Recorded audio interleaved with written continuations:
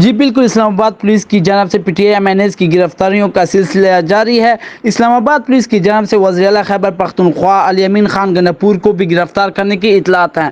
تحریک انصاف کے رہنما barrister safe نے کہا ہے کہ وزیر اعلیٰ الیمین گناپور کو گرفتار کرنے کی کوشش کی اطلاعات ہیں۔ وزیر اعلیٰ سے رابطہ نہیں ہو رہا، نمبر بھی بند جا رہے ہیں، ان کی قریبی ساتھی کا بھی فون بند ہے۔